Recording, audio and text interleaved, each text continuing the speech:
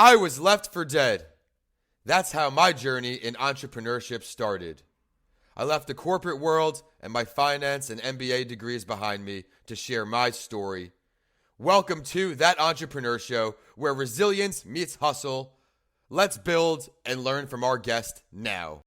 That's why from the very beginning, I was just like, hey, let me just buy a cup of coffee. Let me show you what I'm doing. I don't think I'm doing anything wrong. We could have shaken hands and parted ways for free, but it cost them millions and it cost me six figures.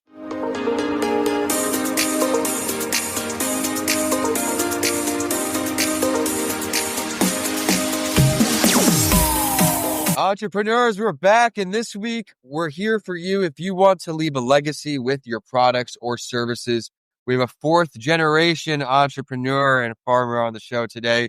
This guy's got a lot to offer, multiple companies he's experienced, including, as I learned here, this big lawsuit. It seems a federal lawsuit where he had to defend not only his entrepreneurial vision, but just the right to upcycle. I mean, we've got a lot of value coming today. RT, thank you for joining us here on That Entrepreneur Show. Yeah, thanks for having me, Vince. I'm excited. I'm excited to have you. We're going out west, but I mean, his information sheet is flooded. A real David versus Goliath story. So everyone buckle up here on That Entrepreneur Show. Thank you for tuning in to keep this show a top 2.5% global show. I'm honored to keep interviewing amazing guests and help make a difference in so many lives across the world for tuning in. Be sure to check out our show sponsor, John Ford, empathyset.com. He has an empathy card set and an empathy app.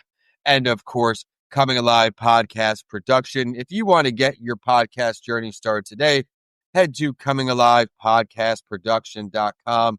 But RT, this is your show, everyone. If you're tuning in video, we've got some of his websites here to go on your phone and check out as you tune in. I know you're a fourth generation entrepreneur, but what led you specifically to doing your own thing? Yeah, so I grew up on a Christmas tree farm in Pennsylvania originally. I went to Penn State, and when I was studying at Penn State, I got pitched this fun idea, which was at the time called College Works Painting. And it was, one of those, I didn't know what a multi-level marketing company was or a network marketing business was. I had no idea. But to me, it was just like, oh, cool, I can run my own painting company for the summer. So, I grew up around entrepreneurs, but the Christmas tree farm was more like a side hustle. So that was my first foray into actual working for myself, and, having a big company supporting you in that journey was always nice. So I was like freshman year of college. It was my freshman summer. And I think I was number 3 in the country in that program out of thousands of people.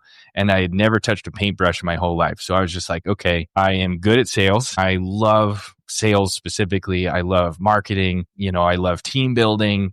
I built this house painting company over the summer, and I did really well. And it was also fun to see my name on the leaderboard. That was my first maybe I should be an entrepreneur. And through that, I met my future and co-founder of Vortic Watch Company. His name's Tyler Wolf. We met through that program when we were in college. We just became friends. We started playing golf. And one day on the golf course, we had all these ideas about hey, what if we made a watch in America? And so I was studying engineering and he was studying mathematics. And once we left school, we started a watch company. And that was 2014, launched on Kickstarter. And yeah, the mission and the vision still is, let's make watches in the USA. Why let the Swiss have all the fun? Oh my gosh, I love that. I'm making sure I put this in the show notes that you launched here in 2014 when we go live. So congratulations, now over a decade. What do you think the hardest part now as you're in year 10? We're going to circle back to advice for early stage founders. But now that you're at this point, maintaining, finding ways to grow, walk me through your brain, because I'm sure it's a whole new level, next level, I should say, of challenges. Yeah. So one of my friends a couple months ago, he asked how I was doing. And he was like, how are you really doing? Don't just say I'm fine or it's good or whatever. How are you really doing? And I said, I am living, in theory, the American dream. I have a 7-figure business, pays me 6 figures. I own my commercial building. I own my home. I have a rental property. I have a beautiful wife and 2 little kids. My life should be perfect. And I am bored out of my mind. because I've been doing this for 10 years. And my main company is called Vortic Watch Company. And it's like Vortex and TikTok, a beautiful clash of old and new. We take pocket watches made 100 years ago in America, and we upcycle them or recycle those old pocket watches and turn them into wristwatches. And that's the idea we put on Kickstarter, Tyler and I, 10 years ago. And it's a beautiful business. It's so much fun. It's very successful, but it's a small business, right? Like I can't make more than a few hundred watches a year. And I realized that during the pandemic when demand was really high for watches, but the supply, like we can only make so many. And so that boredom, when I answered that question, has led me to start another brand, which is Colorado Watch Company. And Colorado Watch Company is the same original mission. How do we make watches in America? But now I've added two keywords, which is at scale. How do we make thousands of watches a month in America? Just, hundreds of watches a year. And how do we truly compete with the Swiss? And to get back to your question, that's what keeps me going now 10 years later. It's like, it's the same business. Like I run a manufacturing company here in Colorado that makes watches. But in the end, a watch company is much more of a marketing company than anything else. And I love marketing. I love growth. And my business, Vortic, just kind of hit a plateau of I can only do so much. It's still really fun. It's still really cool. But I want to hire and train and build a team of hundreds of people. Love that. And I want to build a big company, and whatever you measure that by, whether it's revenue or team members or physical space or number of watches per year, per month, I want to be bigger than I am. And that takes growth and that takes energy, and it feels like a startup again. So 10 years later, I'm just doing it again, and it's fun again. And it's really cool to be on another growth trajectory at this point. Well, now you're able to use all of those lessons learned from running a successful business and continuing to run a successful business for over a decade into your startup phase. So now you gave me the perfect pivot here. As a startup founder, again, what's one piece of advice you wish you knew way back then before Business One that now as you're in that startup phase again, you're glad you know? Entrepreneurship is and can be very lonely. And so I think the best way to avoid loneliness and avoid working alone by yourself and being in the trenches by yourself with all these heavy emotions, the piece of advice that I try to give now that I wish I would have taken years and years ago is ask for help. There are so many people like you've run a podcast company for 5 years now, right? Like right now, I'm going to start my own podcast and YouTube show documenting all the cool stuff we do here. Why try to do that myself when I can say, hey, Vince, like, can you give me a few tips on like, where do I start and who edits it? And like, do I need a videographer? Like all this stuff. I was always either afraid or ashamed, I think, to ask stupid questions, right? And now I know there's no stupid questions, and people like you who have done the same thing for 5 to 10 years and people like me are just like willing and able to help. And it's just like, yeah, dude, like, oh shit, come on over. I'll show you everything. Like, let me show you how to do it. Let me at least help you find out what not to do. Those conversations are so fun. And yeah, now I ask stupid questions every day because I'm not afraid to ask for help and I'm not afraid to look stupid. And I genuinely just want to know the answer because you have it. And maybe it takes a cup of coffee to get there. But most of the time it's like, yeah, dude, like as the tide rises, all ships rise. Like entrepreneurs are so, especially in America, so kind and welcoming and open because we've all been there and we're just like, yeah, dude, I'm here for you. Let's do it. Love everything you said. I mean, I was a finance guy, MBA, and that culture was you want to look better than the person next to you, right? You'll do whatever you want to look better. Now in entrepreneurship, it's always up. What can I do to help? Who can I connect you to? And that's a beautiful thing in entrepreneurship. Very well said. And everyone out there, it doesn't have to happen overnight because it won't. He mentioned that we've been doing the same thing for so long. My 10-year in entrepreneurship mark is coming up in a few weeks in May when I spoke in my MBA commencement and I launched into entrepreneurship. But over those 10 years, it took about 7.5 to make consistent money and actually hire an assistant. So everyone out there, you're seeing a model of consistency on the show. One business over 10 years consistent. Now he built another one, but using the skills he already had, the resources he already had in front of him. He already had supply chains. He already had contacts. Now he's able to blow this thing out of the water, and I can't wait to see it just continuing to evolve now that we're connected. But I do want to circle back to what I previewed in the beginning. I'm on a much smaller scale. I'm in small claims court with the client, and I'm having my hands full dealing with that, chasing people around addresses. You had a Supreme Court case. So I'd love for you, for whatever, of course, without getting you in trouble, what you can share, what you feel comfortable sharing.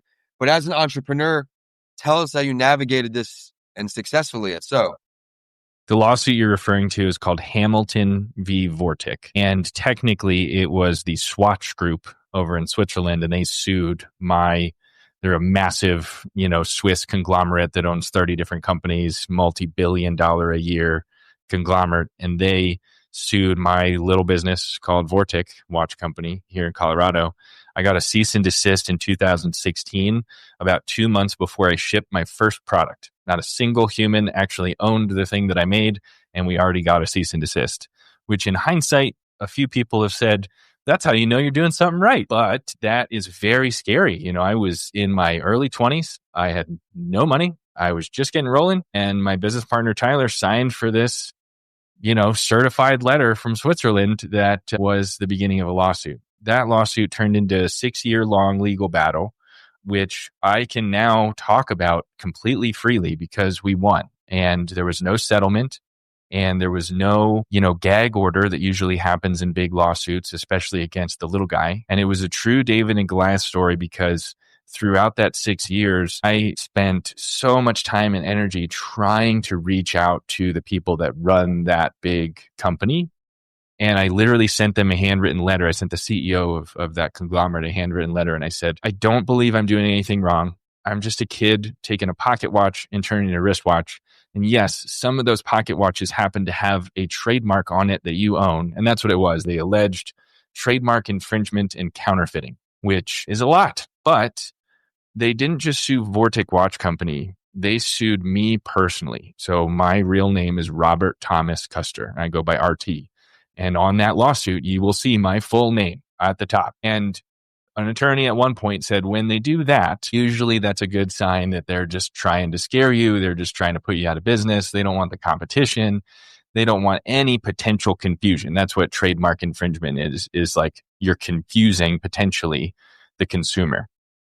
So it took me 6 years, but I had to prove that by taking an antique pocket watch, regardless of the brand that's on the face or the dial, I don't know how much you know about watches, but like the dial of the watch is the face of it, right?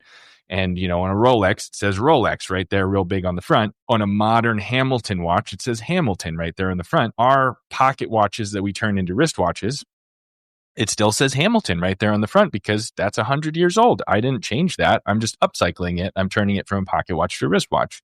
It says Vortic on the back because my product is the engineering system or that case and everything around it to turn it from a pocket watch to a wristwatch. So I had to take them to court and prove that not only were my consumers not confused, but my product was actually better than theirs. They accused me of having an inferior product that's, part of counterfeiting, like I'm making something that's cheaper. My products cost 3 or 4 times what their products cost because there's a lot more work in making a modern upcycled, watch out of that. And yeah, it took a long time. It cost a lot of money, but I sat there in federal court in New York City in early 2020, took my watch off, handed it to the judge in this massive, it's crazy. I can picture it still today. It's like this massive courtroom, thousands of square feet. There's only like 6 of us in the room. And it was basically at that point, it was just me and the judge who's sitting like, 6 feet above me in this massive chair. And I take my watch off, I hand it to her. And my attorney told me one thing. He said, when they let you speak, do not stop. Tell your story and get as much information to that judge as possible because you've never done anything wrong. You're the little guy. The little guy typically doesn't get a chance to tell their side of the story. And I think if you share enough of the story, the judge will see that this is just a classic case of corporate bullying and she will protect you. And the justice system, the federal justice system will protect you. And that's what happened. It took a long time and we ended up winning the first time in federal court in 2020, it's like September of 2020. And then they appealed to the appellate court, which is a massive waste of federal resources, in my opinion, because now I think it was 7 federal judges had to review the 40-page document that the first federal judge wrote defending me and defending Vortic. But they did. We had a Zoom call at that point because that was 2021. And yeah, and on the Zoom call, these federal judges are on my website, and one of them was just like, "These watches are really cool." So I knew we were going to win again, but like, that was, you have to wait for the paperwork to come out.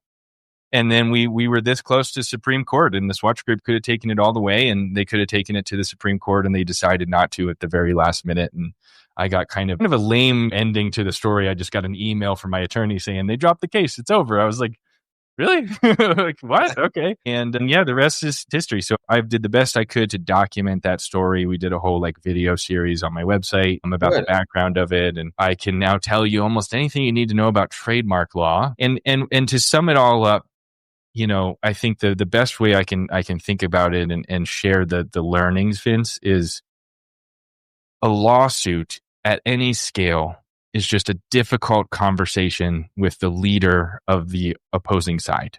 Sure. So that's why from the very beginning, I was just like, hey, let me just buy you a cup of coffee. Let me show you what I'm doing. I don't think I'm doing anything wrong. We could have shaken hands and parted ways for free, but it cost them millions and it cost me six figures to have a federal ruling, which, now I protected upcycling, and now you can take any pocket watch, turn it into any wristwatch, regardless of the brand on it. Same thing as let's say you took 1,000 Coca-Cola bottles and turned them into this really cool lamp company and you're upcycling Coca-Cola bottles. Coca-Cola can't sue you now over that because they'll reference my lawsuit and say, hey, if that was okay, why is this not? Entrepreneurial hero right here, setting the way for future generations. So thank you for that. Oh man, I don't know how I can even follow up that story. I'm just glad to see you prevail. The persistence and resilience you display in that trial probably translate right over to your dedication and entrepreneurship, your ruthlessness to continue to grow two companies. So congratulations on continuing to just not let that weigh you down, but to let it propel you forward. And that's one of the biggest takeaways I had from there. Before I let you go, RT, I always wrap it up with this question. If you could choose any entrepreneur, dead or alive, to pick their brain, who are you choosing? Currently, Elon Musk. No matter how much time I get, I would cherish every second of that conversation. That man must not be human. The amount he can accomplish in a day or an hour with all those different companies and everything that he's done. I can't imagine the lessons that he has or the insights that he could share, even just taking a quick peek at what I do. 100% all the time, he's always my answer. I gotta delve deeper here because it is a frequent response, but where would you sit down with him?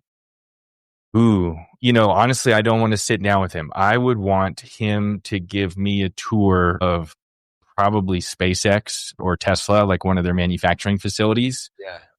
And hear from him where the ideas came from. Also, because I'm sure I wouldn't get much time with him. It's like, hey, let me pick your brain and see where all these ideas came from, and then hand me off to one of the amazing people that runs one of those businesses. Like if I could then have a follow-up or have lunch with like the CEO of Tesla or the COO of SpaceX, like those people are badasses as well. And so it'd be an honor to meet them. And that would be such a cool day. How you could take his first company and then leverage it into all these other different opportunities where you are now in the White House of the United States for any president. I mean, what an accomplishment to get there. But RT, I want to congratulate you on all your success and everything you've overcome, especially, but thank you for sharing that story of overcoming when your back is against the wall, new stage founder, there's no cash coming in. You found a way to do it even before a sale.